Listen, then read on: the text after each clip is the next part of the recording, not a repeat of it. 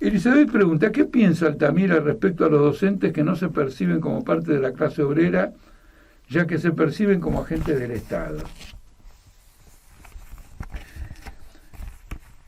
Esta percepción de los docentes como agentes del Estado, es decir, como gente que está por encima de las clases y que tiene encargado una tarea de extrema importancia, como es la educación de las futuras generaciones, no es rara en el conjunto de la docencia en el mundo, y en particular no era rara en el pasado. En el pasado, antes, por ejemplo, de que el sindicalismo peronista penetrara en la docencia, los docentes se consideraban un personal especial. No creo que se vieran como agentes del Estado, pero admitiría la expresión en el sentido que asignaban al Estado la función de educar. ¿Y por quién? ¿Por medio de quién se educa? Por medio de los docentes. Es universal. Educan a todas las clases sociales. Era una época en que la educación privada no solo era muy pequeña y no existía, sino que tenía mala fama. Por ejemplo, recuerdo cuando era chico, que si a un chico lo mandaban a la educación comercial, como se decía en aquella época, era porque era medio burro. Y entonces ahí a lo mejor lo dejaban pasar de grado.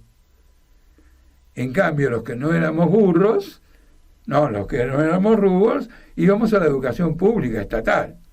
Y las maestras en particular, me acuerdo de todas ellas, que atendían los primeros grados, después los varones atendían los últimos grados, estaban inspirados, digamos, por ese sentimiento, llamémoslo, sarmientino.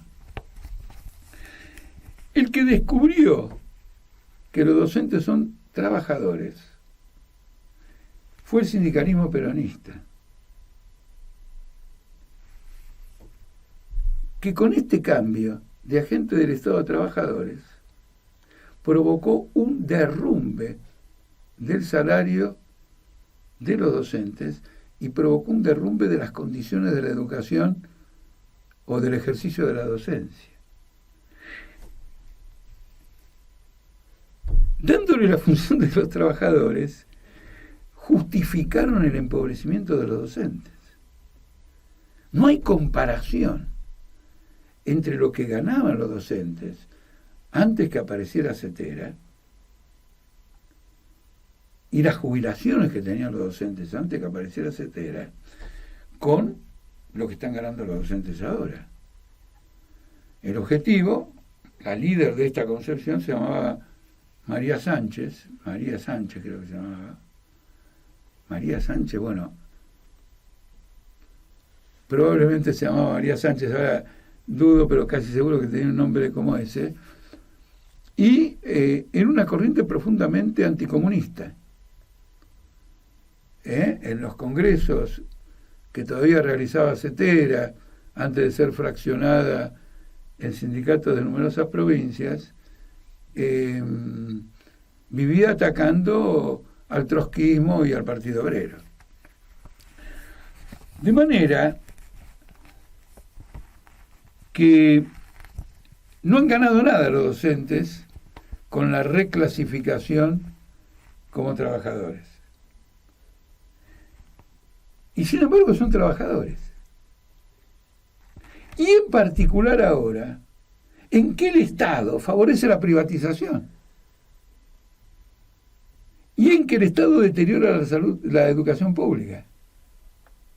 Ahora, la condición de trabajador no tiene que ser reivindicada para gano como un obrero metalúrgico, sino que tiene que ser reivindicada para luchar contra la influencia del clero en la educación pública, la influencia del clero en la privada, las grandes corporaciones que van acaparando establecimientos educativos, es decir, la destrucción del sistema de educación pública. Y en esa medida, en la medida de la lucha, el hecho de que se sientan o no trabajadores en términos de una respuesta individual queda superado por otro hecho, que van a la huelga como trabajadores, colectivamente. El último paro de 48 horas, impulsado por los UTEBAs de Bahía Blanca, Tigre y Escobar, en contra de la orientación masista de Baradel y compañía, fue cumplido masivamente. Son un ejemplo para la clase obrera. Se han transformado de gente que quería inspirarse en el proletariado a inspirar al proletariado. Y eso se manifiesta en los movimientos autoconvocados en Tucumán, en los movimientos autoconvocados en Salta, en los movimientos autoconvocados en numerosas provincias. Entonces, el tema es así. Son parte real del conjunto de la clase obrera, luchan como clase obrera frente a la patronal, sea del Estado, sea privada, y son quienes agitan, más que cualquier otro sector, la defensa de la educación pública, la defensa de la educación gratuita, la defensa de la educación sexual. Es decir, son voceros de los mejores intereses del conjunto de la clase obrera.